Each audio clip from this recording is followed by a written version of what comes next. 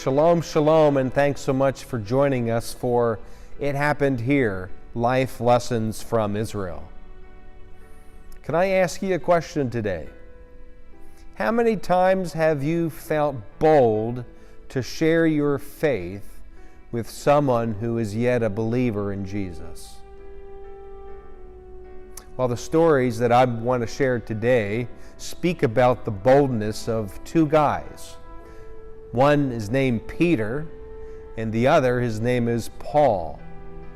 And they're in a place along the Mediterranean coastline, a city that was built by King Herod the Great beginning in 22 BC.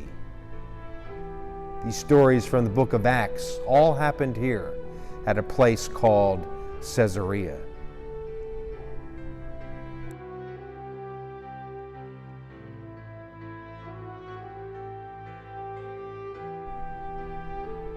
The book of Acts provides us these two wonderful stories of Peter and Paul who openly and boldly share their faith with others.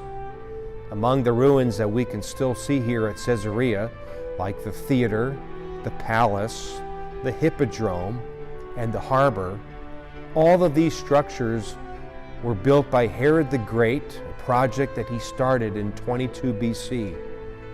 Caesarea is located about 30 miles north of Jaffa on the coastline of the Mediterranean Sea.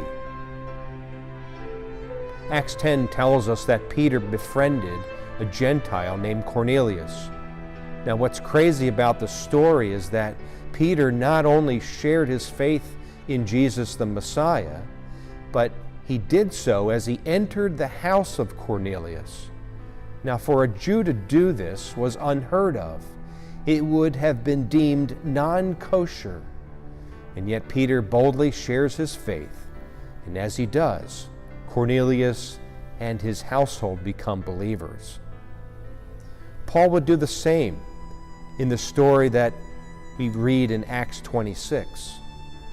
Being brought from Jerusalem to Caesarea, he stands before Agrippa and Festus and shares freely about Jesus.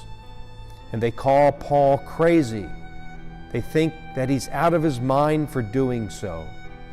And yet Paul's prayer is this: short time or long, I pray to God that not only you, but all who are listening to me today may become what I am, except for these chains. What an incredible display of boldness.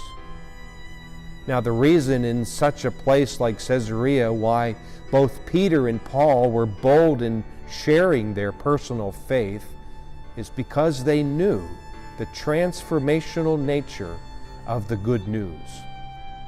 They shared and simply invited God to do the rest, to penetrate the hearts of lost people.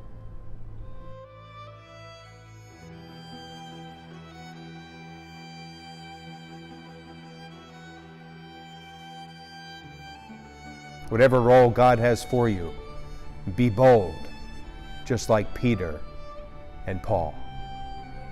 So shalom, shalom from Caesarea.